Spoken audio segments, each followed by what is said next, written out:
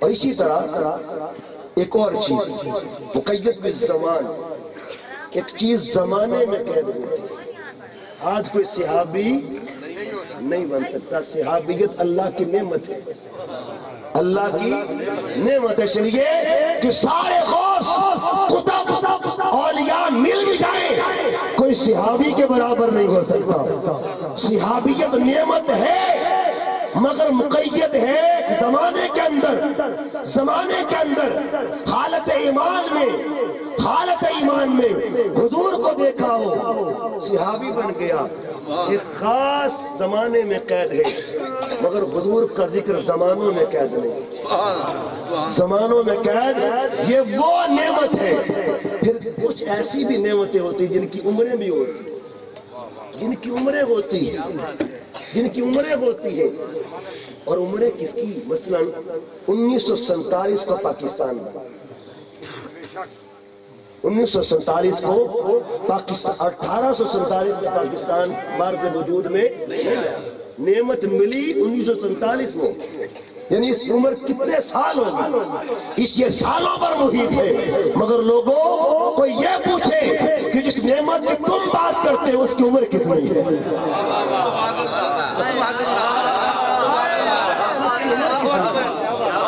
اس کا دور کون سا ہے، اس کا زمانہ کون سا ہے؟ آپ پوچھو جبرائیل امین سے کہ بتائیے اس کی عمر کتنی ہے، بتائیے عمر کتنی ہے؟ آقا نے پوچھا جبرائیل بتا کم عمر تیری عمر کتنی ہے؟ تو پوچھ مجھے اپنی عمر بتا پھر میرا پتا چلے۔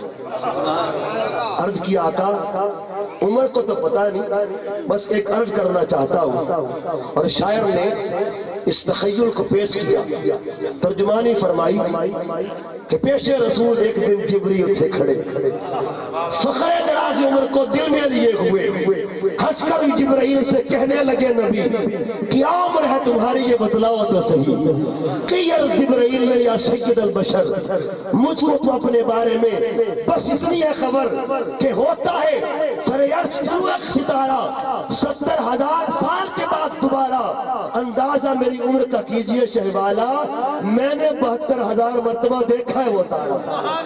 یہ سن کے میرے آقا نے کہا جان سکو گے وہ تارہ اگر دیکھا تو پہچان سکو گے؟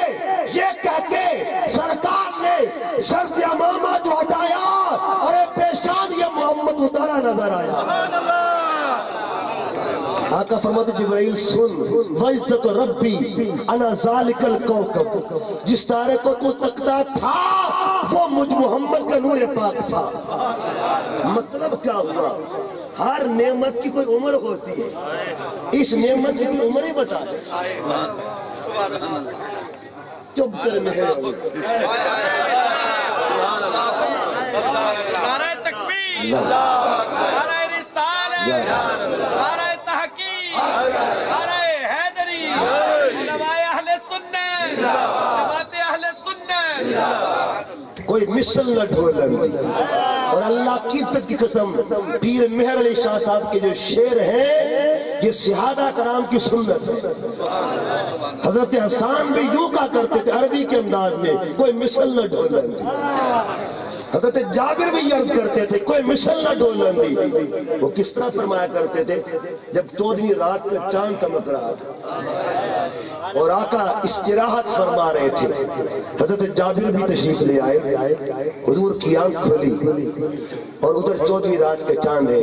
جابر کبھی چاند کو تکتے ہیں، کبھی اپنے چاند کو تکتے ہیں، اپنے چندہ کو تکتے ہیں۔ آقا نے پوچھا، فرمایا جابر کیا دیکھتے ہو؟ عرض کیا آقا یہ دیکھتا ہوں حسین کون سا۔ نتیجہ کیا نکلا جابر؟ اب انہوں نے کیا عرض کیا؟ انہوں نے فرمایا عرض کیا آقا کوئی مثل نہ ڈھولن۔ فَإِذَا هُوَ عِنْدِي أَحْسَنُ مِنَ الْقَمَرِ، آقا میرا جو چاند ہے اس چاند سے زیادہ حسین ہے، زیادہ حسین ہے۔ کوئی مثل نہ ڈھولن۔ اگر کوئی عمر پوچھے عمر کتنی ہے، اگر پوچھے وہ نعمت کس دور کے لیے تھی، آپ پوچھتے ہیں حضرت آدم علیہ السلام، ان کی بارگاہ میں کرتے بتائیے آقا کیسی نعمت ہے۔ وہ جواب دیتے ہیں اور حدیث پاک لما اقترف آدم الخطیہ فقال آدم یا ربی انی اسألک بحق محمد صلی اللہ علیہ وسلم، آدم بھی عرض کرتے تھے مولا تیری بارگاہ میں محمد کا وسیلہ پیش کرتا ہوں، مجھے معاف فرما۔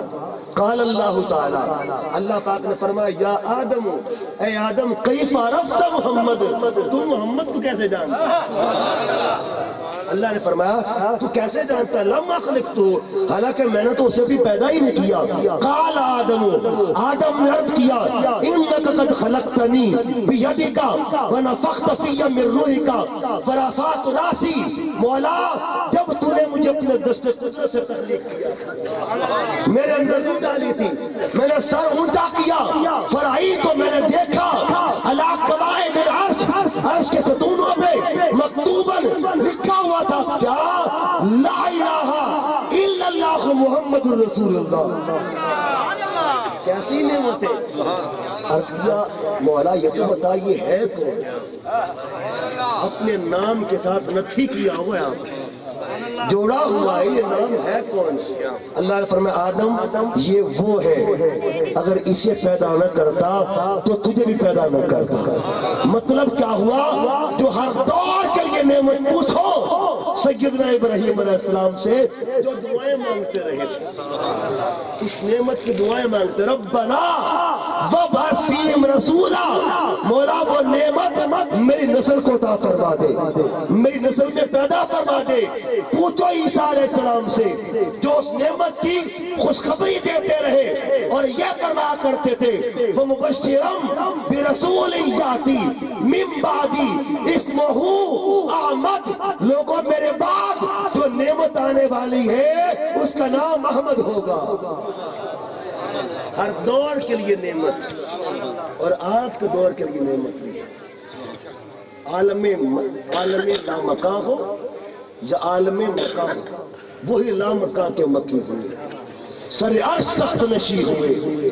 عالم لامکاں ہو، عالم مکی ہو، عالم ارواح ہو، عالم ارحام ہو، عالم اجسام ہو، عالم شہادت ہو، عالم برزخ ہو یا عالم حشر ہو، اللہ تعالیٰ نے میرے نبی کو ہر عالم کے لیے نعمت بنا دیا ہے۔ حشر کے اندر ہر کوئی کہے گا ہمارے لیے نعمت ہے، ہر کوئی یہ کہ ہمارے لیے نعمت ہے۔ قبر میں ہر غلام کہے گا میرے لیے نعمت ہے، یہ تو میرے لیے نعمت ہے، یہ تو ہمارا سب سے بڑی اللہ کی نعمت ہے۔ مطلب کیا ہوا؟ جو نبی ہر دور کے لیے نعمت ہے، ہم اس نعمت پر اللہ کا شکر ادا کر رہے ہیں، اسی کو تو میراج کہا جاتا ہے۔ اور پھر سنیے، جس نعمت کی خوشخبری عیسیٰ علیہ السلام نے دی، اور فقط عیسیٰ علیہ السلام نے نہیں دی، اور سیدہ آمنہ سے پوچھتے ہیں اس نعمت کا مقام کیا ہے؟ آپ نے اس نعمت کو جنم دیا ہے۔ آپ فرماتی ہے کہ جب جمعہ کا دن تھا اللہ نے وہ نور کیا، میرے حصے میں کیا اور میرے وجود کا حصہ بنا۔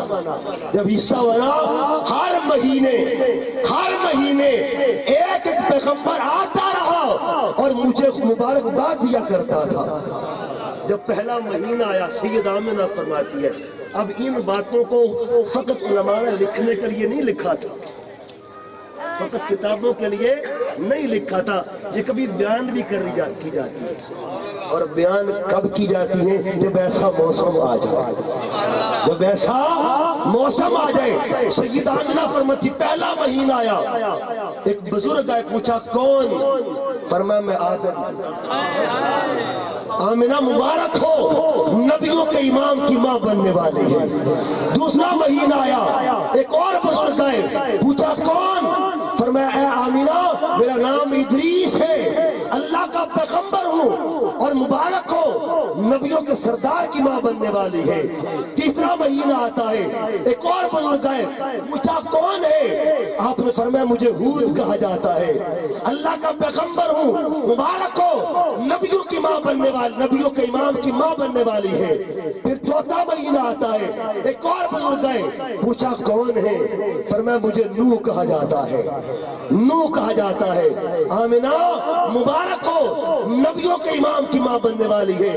ایک مہینے شیش آئے، پھر ایک اور مہینہ آیا جب حضرت ابراہیم آئے، اسماعیل آئے، موسیٰ آئے، عیسیٰ علیہ السلام آئے، ہر مہینے ایک ایک پیغمبر آتا رہا اور اس بات کی خوشخبری دیتا رہا کہ کائنات کی سب سے بڑی نعمت آنے والی ہے۔ اور وہ شب نعمت کیا تھی؟ وہ شب نعمت کیا تھی؟ یہ تو استقبال نعمت ہے کہ ہر پیغمبر آتا رہا، وہ شب نعمت کیا اور وقت نعمت بھی کوئی تھا۔ شب نعمت کیا تھا؟ فرماتے وہ جو شب آتی ہے 4 بیویاں میرے پاس آئیں۔ پوچھا بی بی تو کون ہے؟ ایک نے کہا مجھے حوا کہتے ہیں۔ حوا کہتے ہیں؟ اچھا، اماں حوا کی قبر جدہ میں ہے، اور جدہ کو عربی کے اندر دادی یا نانی کو جدہ کہا جاتا ہے۔ جدہ میں قبر، اور جب قبر سے اٹھ کے آئی ہوگی، آخر کسی نے تو بتایا ہوگا، کسی نے تو کہا ہوگا حوا جلدی کر، تجھے پتا نہیں سب سے بڑی نعمت آ گئی، آمنہ کے گھر سب سے بڑی نعمت آنے والی، جلدی کر۔ حضرت حوا گئی کیسے ہوگی؟ مطلب کیا ہوا؟ جن کی دائیاں سمجھ میں نہیں آ سکتی وہ نبی سمجھ میں کیسے آ جائے گا؟ سمجھ میں نہیں آئے، کیسے گئی ہوں گی؟ ان کو راستہ کس نے بتایا ہوگا؟ مکان کا علم کس نے دیا ہوگا؟ مطلب کیا ہوا؟ زندگی بھی ہے، علم بھی ہے، یہ شان خدمتگاروں کی، تو سردار کا علم کیا ہوگا؟ زندگی بھی۔ دوسری سے پوچھا بی بی تو کون ہے؟ مجھے حاجرہ کہتے ہیں، حاجرہ۔ اور یہ وہ سیدہ حاجرہ جن کی خبر عرب کے ساتھ جو اتھینٹک مورخ ہے، تاریخ دان، ان کے بقول ان کی قبر حتیم کی دیوار کے نیچے ہے۔ اور ان کو کس نے خبر دی ہوگی کہ حضور آ گئے ہیں، حضور آ گئے ہیں، حضور آ گئے ہیں۔ تیسری سے پوچھا بی بی تو کون؟ مجھے آسیہ کہتے ہیں، مصر سے۔ بڑا لمبا فاصلہ طے کر کے آئی، بڑا لمبا فاصلہ طے کر کے آئی ہے، نہ کفن میلا ہوا ہوگا، زمین میلی نہیں ہوتی، زمن میلا نہیں ہوتا، محمد کے غلاموں کا کفن میلا نہیں ہوتا۔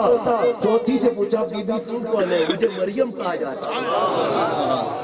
دوستو یہ شب نعمت ہے، جس نعمت کے لیے اللہ پاک نے جس نعمت کے صدقے سے دائیوں کو زندگی عطا فرما دی، اس نعمت کی اپنی زندگی کا مقام کا عالم کیا ہوگا؟ پھر کیوں نہ امام اس کو محبت کی زبان سے کہوں کہ تو زندہ ہے واللہ، تو زندہ ہے واللہ، میری جسمی عالم سے چھپ جانے والے، تو زندہ ہے واللہ، تو زندہ ہے واللہ، میری جسمی عالم سے چھپ جانے والے۔ اور پھر جب اس نعمت کی گھڑیاں قریب آئی، وقت نعمت آ گیا، اور وقت جب نعمت آ گیا، سیدہ آمنہ فرماتی ہے کہ میں نے دیکھا خرج منی نور، مجھ سے نور خارج ہوا، اس نعمت کے صدقے سے مجھے کیا کیا ملا؟ بیٹھی اپنے مکان میں ہوں مگر دیکھ شام کے محلات کو رہی ہوں۔ لوگوں مطلب کیا ہوا؟ جس نعمت کے صدقے سے ماں کو اتنا مقام مل رہا ہے، اس نعمت کی اپنے مقام کا عالم کیا ہوگا؟ وَاذْكُرُوا نِعْمَةَ اللَّهِ، اللہ کی خاص، اور یہاں پہ تشریح کرتے ہیں وَاذْكُرُوا نِعْمَةَ اللَّهِ کی پہلی تفسیر کس نے؟ اس صحابی رسول نے کی جن کا نام سیدنا عبداللہ بن عباس رضی اللہ تعالیٰ۔ اور یہ کون صحابی جو حضور کو لوٹے بھر کے دیا کرتے تھے، وضو کے لیے لوٹے بھر کے دیتے تھے، وضو کے لیے۔ ایک دن آقا نے پوچھا اے ابن عباس مانگ کیا مانگتا ہے؟ تجھ سے تجھی کو مانگ کر اچھا رہا منگتا تیرا، مانگ کیا مانگتا ہے؟ آقا مالک ہے جو چاہے عطا فرما دے۔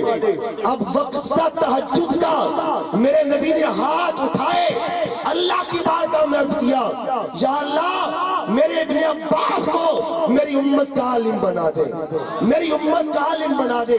فرماتے اس دن کے بعد میرا عالم یہ ہوا، علم کا عالم یہ ہوا، علم کا عالم یہ ہوا، اگر اونٹ کی رسی بھی گم ہو جاتی قرآن پڑھ کے تلاش کر لیا کرتا تھا۔ اور یہاں میں ایک اور بات سنا دوں آپ کو، مولا کائنات ابن عباس فرماتے ہیں میں ایک دن حضرت علی کے بعد ان کے پاس بھی علم تھا، اور ان کا علم تھا انا مدینۃ العلم وعلی بابھا، وہ باب العلم تھے۔ ان کے پاس بیٹھا ایک شخص آیا، اس نے آ کے عرض کیا کہ دعا کیجیے اللہ بارش عطا فرمائے، فرمایا استغفار کیا۔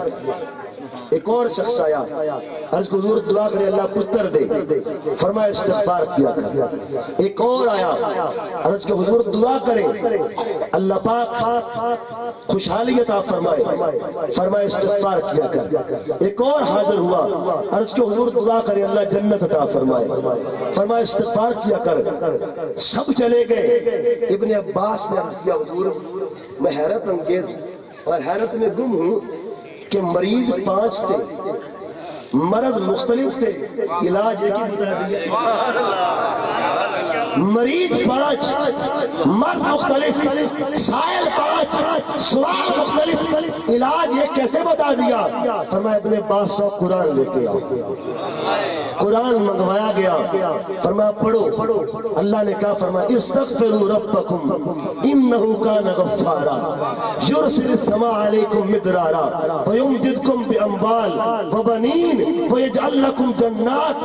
اللہ قرآن میں فرماتا ہے ایک کام کر لیا کرو، اللہ 5 نعمت عطا فرماتا ہے۔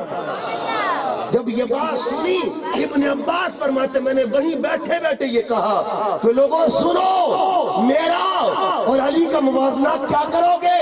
میرا مقام یہ ہے کہ مجھے قصرہ کہتے ہیں، علی کو سمندر کہا جاتا ہے، علی کو سمندر کہا جاتا ہے۔ بہرحال موضوع کی طرف میں آ رہا ہوں کہ لوگوں اس نعمت کے صدقے میں جس نعمت کے بارے میں ابن عباس فرماتے وَاذْكُرُوا نعمت اللہ، تفسیر میں لائے ای محمد صلی اللہ علیہ وسلم، لوگوں حضور کو یاد کیا کرو، مصطفیٰ کو یاد کیا کرو، وَرَفَعْنَا لَكَ ذِكْرَكَ، کیونکہ اللہ تعالیٰ کا بھی یہی عمل ہے۔ کچھ کام ایسے ہوتے ہیں جن کا اللہ حکم دیتا ہے مگر خود نہیں کرتا، اور کچھ کام ایسے ہوتے ہیں جن کا حکم بعد میں دیتا ہے خود پہلے کرتا ہے، خود پہلے کرتا ہے۔ نماز کا حکم دیا خود نہ پڑھی، روزہ کا حکم دیا خود نہ رکھا، مگر جب یار کی باری آئی نظام بدل دیا، قانون بدل دیا، محبوب حکم بعد میں دوں گا پہلے خود کروں گا۔ اور کیسے فرمایا ان اللہ وملائکتہ یصلون علی النبی، لوگوں مجھے دیکھو میں کیا کرتا ہوں، اب مجھے دیکھو میں کیا کرتا ہوں، یا ایھا الذین آمنوا صلوا علیہ وسلموا تسلیما، جو میں کرتا ہوں تم بھی وہی کیا کرو۔ بات اختتام کی طرف لے کے آ رہا ہوں، وَاذْكُرُوا نعمت اللہ، نعمت غیر مقید۔ اور پھر مجھے حیرت ہوتی ہے کہ جو مقید نعمت ہے اس کی تو بڑی تبلیغ ہوتی ہے، اس کی تو بڑی تبلیغ ہوتی ہے، اور جو نعمت غیر مقید ہے اس کی تبلیغ کیوں نہیں ہوتی؟ اس کی تبلیغ بھی ہونی چاہیے۔ آقا اللہ کی نعمت ہے، لوگوں بتاؤ، اور اس پورے مہینے میں دھوم مچا دو۔ اللہ نے حضور کی صورت میں ہمیں نعمت عظمیٰ عطا فرما دی، اور جب یہ نعمت حضرت حلیمہ کا مقدر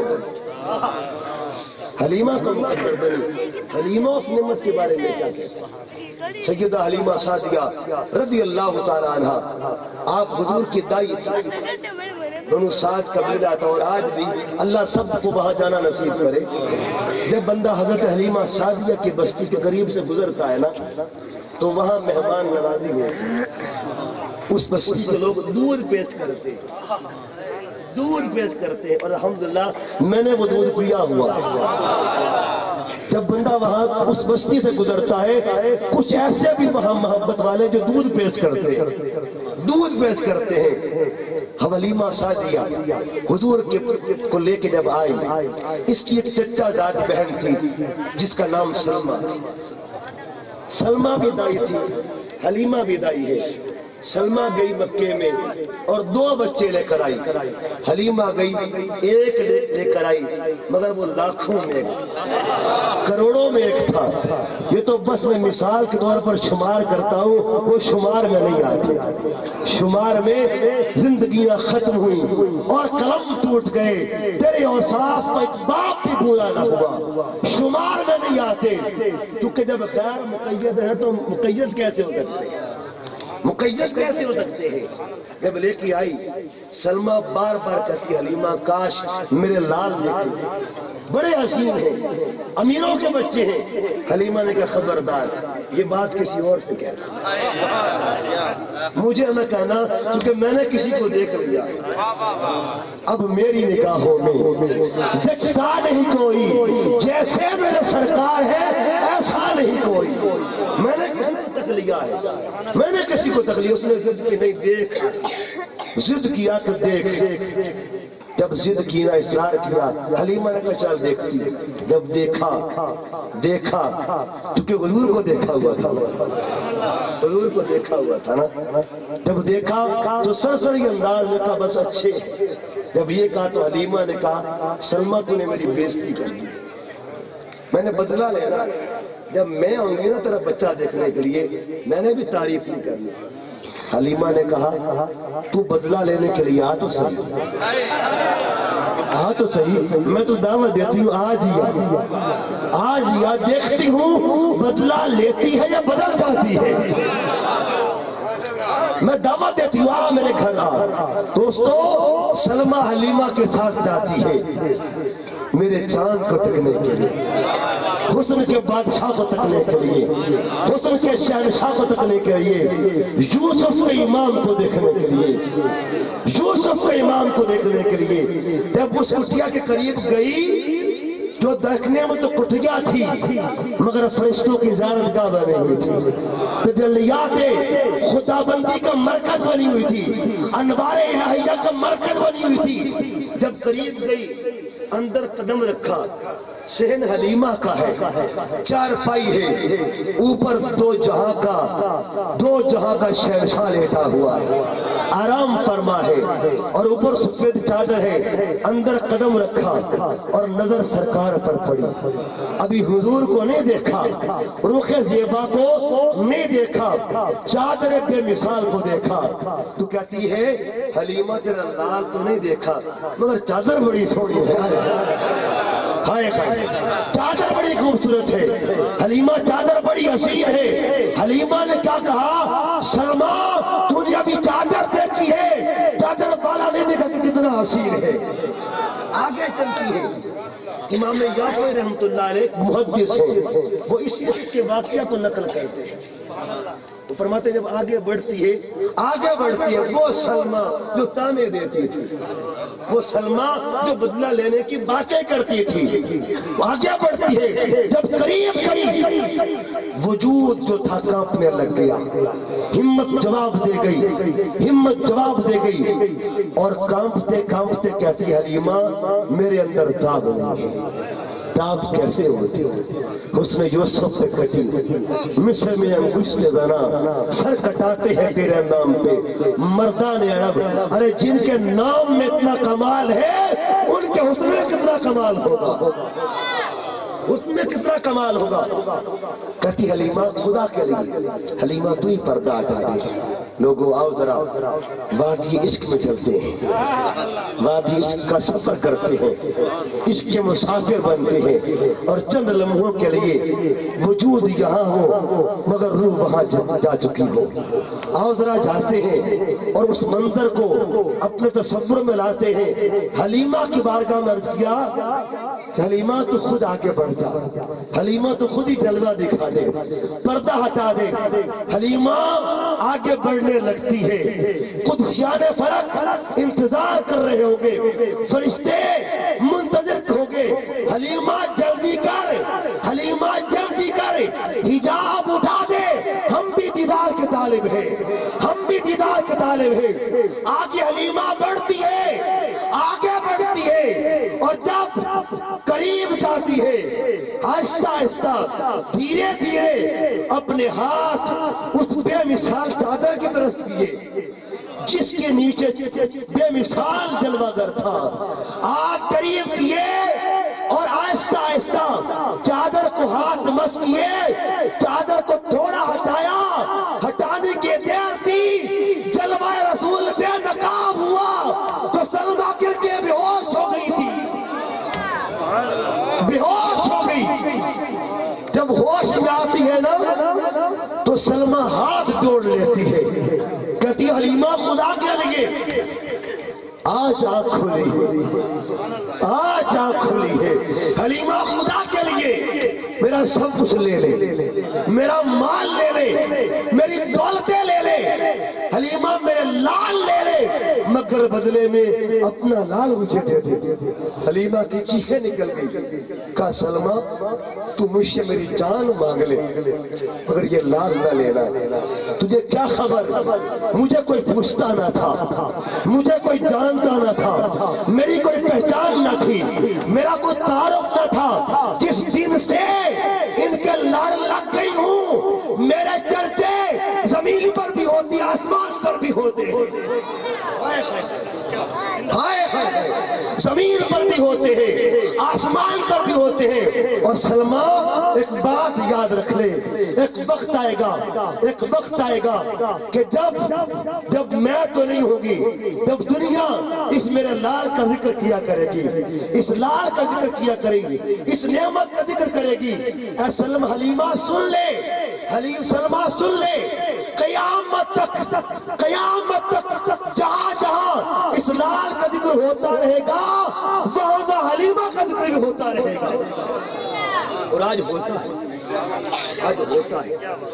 اللہ نصیب کرے سب کو وہاں پہ, اللہ گنبد خضرا نصیب کرے, جنت البقیع شریف کی بہاریں نصیب فرمائے. جب بندہ جنت البقیع میں کھڑا ہوتا ہے نا حلیمہ کی قبر انور کے پاس, ہاتھ اٹھا کے دعا کرتا ہے نا, دو نظارے ملتے ہیں, دو نظارے ملتے ہیں. آنکھ نیچی ہو تو قبر حلیمہ سامنے ہوتی ہے, آنکھ اٹھ جائے تو گنبد خضرا سامنے ہوتا ہے. قیامت تک کتنا حسین امتزاج ہے, کتنا حسین ملاپ ہے, کتنا حسین, کتنی حسین سنگت ہے, کتنی حسین سنگت ہے کہ جہاں جہاں ذکر مصطفیٰ ہے وہاں وہاں ذکر حلیمہ ہے. لوگو جو اس نعمت سے محبت کرتا ہے, تیرا نام ساتھ ہو تو میرا نام جھومتا ہے, تیرا نام ساتھ ہو تو میرا نام جھومتا ہے. جب تک بکے نہ تھے, کوئی پوچھتا نہ تھا, تو نے خرید کر ہمیں انمول کر دیا. جتنا دیا سرکار نے مجھ کو اتنے میری اوقات نہیں ہے, یہ تو کرم ہے ان کا, ورنہ مجھ میں تو ایسی بات نہیں ہے. ایسی نعمت میرے آقا کی آمد کا مقصد کیا تھا, غریب غریب نہ رہے, غریب کو عزت مل جائے.